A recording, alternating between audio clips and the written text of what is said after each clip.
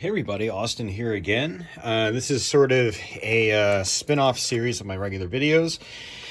This is for channel backers only. I figured I'd try to figure out a way to give you guys some more content as being paid members and blah, blah, blah.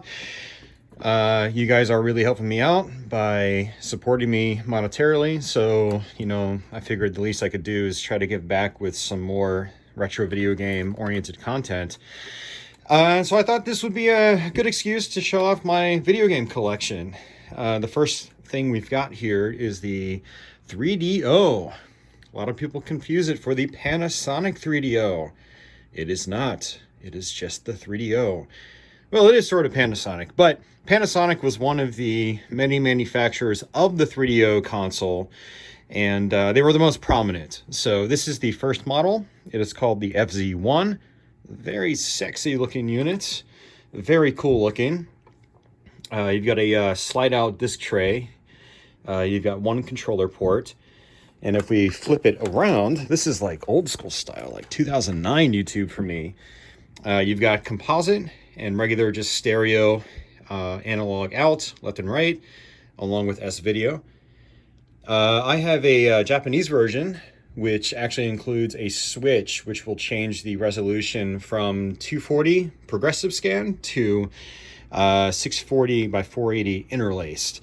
The 3DO console, as I mentioned in a recent video, has a scaler chip built in, so even though all the games render at 240p, it will actually output at 640 by 480 interlaced, and so you get that sort of jittery look, especially if you're going through like an upscaler. But it still looks pretty good on a CRT television. But yeah, so the 3DO company actually developed the technology, and then they had an interesting licensing model where they basically licensed out to other companies to actually manufacture the unit. And so this one was notoriously expensive when it first came out. Unfortunately, and we all know it probably did a lot of damage to the brand, but the price eventually dropped. But this is the Japanese model again. This is the Japanese box for the FZ-1. Pretty sweet looking box design. I really love what Panasonic in Japan did with their box designs. It's really, really slick looking even today. They just, colors pop. You can see the outline of the FZ-1 shape, which is really cool. But yeah, that's the FZ-1. There are many different models of the 3DO. This one right here is the FZ-10. This was the last model by Panasonic. And if you're going to get a 3DO today, this is probably the one to get. The FZ-1, while it looks pretty sexy, this one is a lot more reliable with the top-loading disk drive. And yeah, also kind of a sexy looking unit. It's different. It is, honestly, it's a little bland, not bland, but it's a little plain in some ways, but it's also cool at the same time. I like it. So on the left-hand side of this one, if I can actually grab it, is you've got a power switch. That's where the power switch is.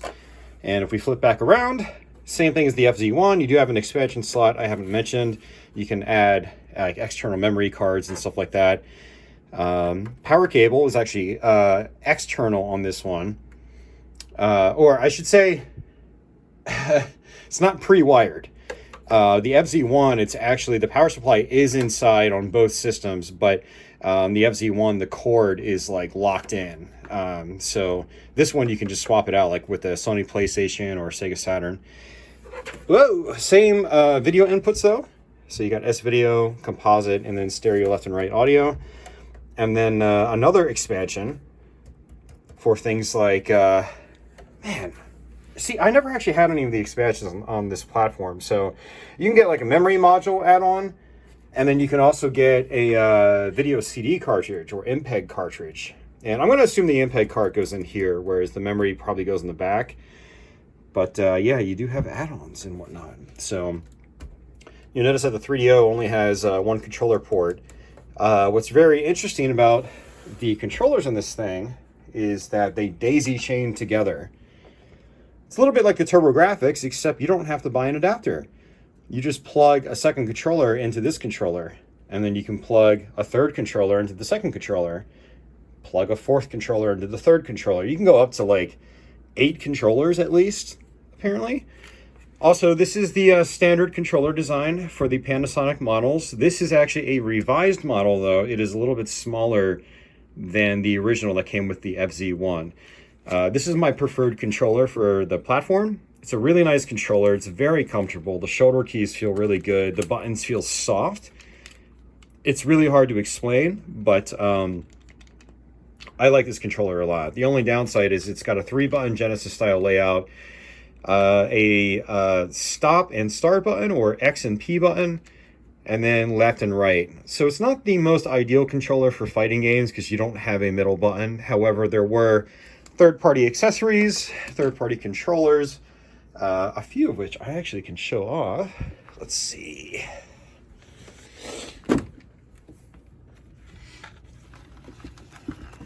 So this right here is a third-party Gamepad 6. This is by Interact. It's Performance. Performance was a very common third-party manufacturer of controllers. And so, yeah, we've got a 6-button controller. I have this model specifically because it works with Super Street Fighter 2 Turbo. Super Street Fighter 2 Turbo does not have proper button mapping for the start button or the middle button up top in its options menu. So you have to have a specific 6-button controller, or one that can flip between different designs and whatnot. Unfortunately, that's the only one that I have. And we have another updated original controller.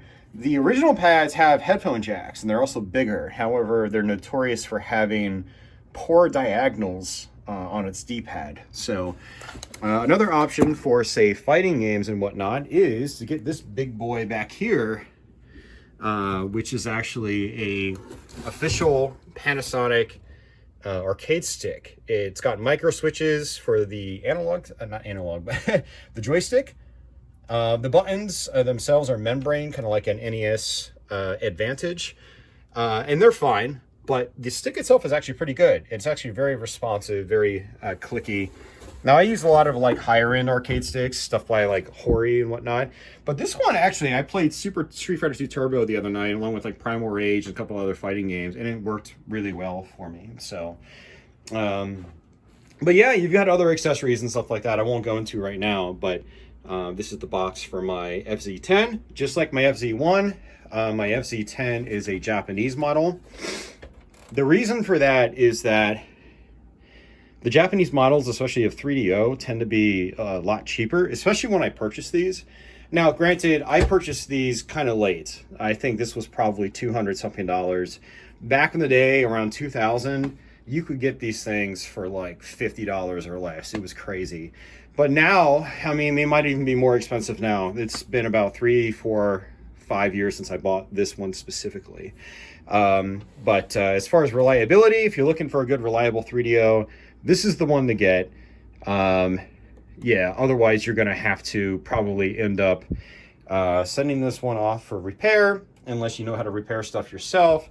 I tried repairing the disk drive myself, failed miserably, and so now my FZ-1, unfortunately, is a brick for now. Until I get an optical drive emulator, but I may not, because my FZ-10 reads CDRs just fine. Games for the platform are mostly kind of expensive now, unfortunately, but thankfully there's no copy protection, so you can burn CDs, and the FZ-10s in particular generally don't have problems reading them. So, but yeah, that's my 3DO stuff. There are other models of the system. The second model that came out was actually a Gold Star unit. And the Gold Star units aren't quite as reliable as the other ones, but, you know, there's still decent ways to play 3DO. They don't look as cool as the Panasonic models. But, so what I also have here is actually a couple more accessories I figured I would show off. I actually have a Gold Star controller right here. Remember this one not working quite correctly? But it is an interesting looking controller. It's got a massive D-pad. And the buttons, they don't, the triggers in particular don't feel amazing. So I don't really recommend this pad. I recommend a regular Panasonic model controller, but I have this anyway. I'm going to have to bust it out sometime soon. Also, this is the original 3DO controller by Panasonic. It's a good bit larger than the smaller one I've already shown, but you can see on the bottom it's got a headphone jack on it.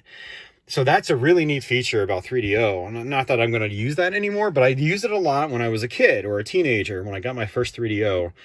And I would plug in late at night, playing 3DO games late at night, and it's got a volume control on it. And so, like, my televisions didn't have headphone jacks on them, so I could use a controller like this, or the Gold Star controller. Again, Gold Star controller actually has the headphone jack on it too. So, and the Gold Star was actually my first model. So that's actually how I use the headphone jack. But yeah, really cool functionality. But also there's this awesome device right here, which is the 3DO mouse. So yeah, the mouse actually works really well on the 3DO. Now, granted, you have to have games that specifically support it, but the games that do support it, they feel really good with it. A good example is Lemmings. Lemmings is a great version on 3DO. It's very awesome.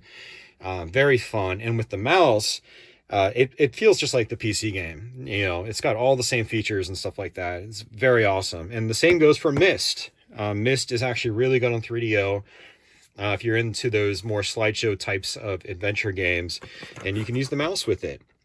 And the mouse feels very good on the game. It's like very smooth. You know, it's not like a choppy kind of mouse movement, but yeah, it's really good. Anyway, guys, that's going to do it for me. I don't have much else to talk about in regards to the 3DO. I've got some recent videos I just posted. You guys can check out with regards to, you know, like what some games are like on the system, stuff like that. But I just wanted to have an excuse to show off my hardware and talk about them briefly. And as you can see, I've got a decent amount of hardware. This is something I don't really ever show off on YouTube.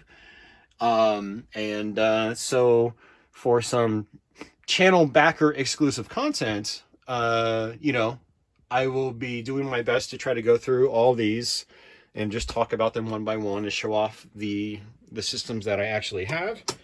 And I will most likely be starting off with stuff that I actually have out and available on my shelf, which is most of the things that are actually like really worth playing.